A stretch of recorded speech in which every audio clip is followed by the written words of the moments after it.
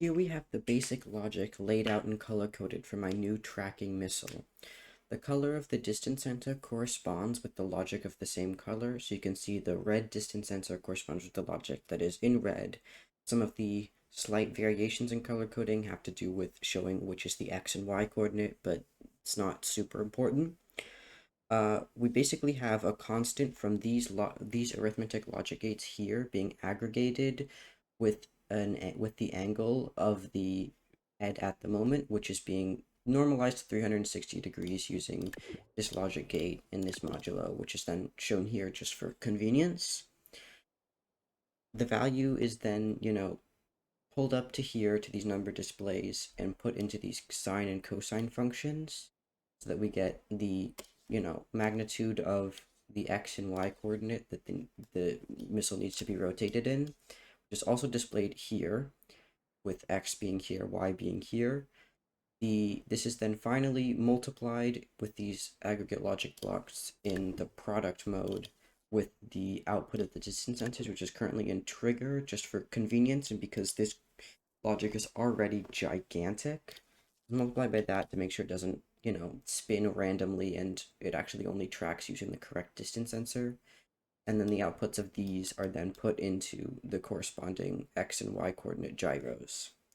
I can kind of show you how it works. Basically, this looks very intimidating, but you can see as I rotate this, the angles change, and you can see which at the end you can see which aggregates are outputting, so you can see which angle this would be turned in if the gyros were actually on.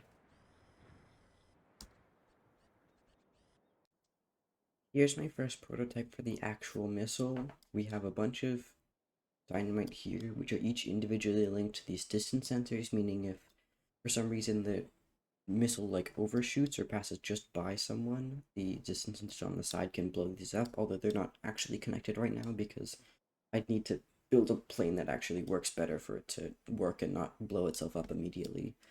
But if I take it out, you can see the head spins, and it's currently logicked up so that when the head detects something, it stops.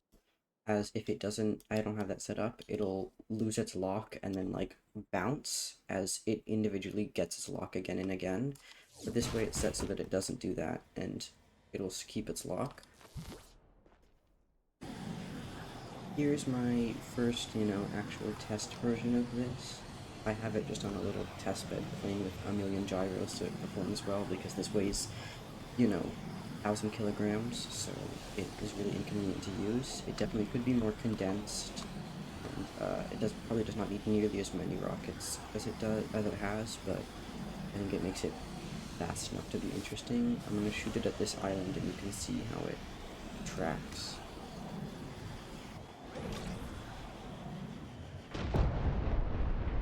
I mean, it's not perfect, but it does track, and the logic does work. So I think it at least is a interesting representation of how this could work. I'll probably work on this later at a later date when I don't have a million essays in school to, but I think it's pretty cool at least, and is a technology that if I bother to make actually work will probably be useful. Although I don't have any friends to demonstrate with me at the moment because they're all asleep like normal people.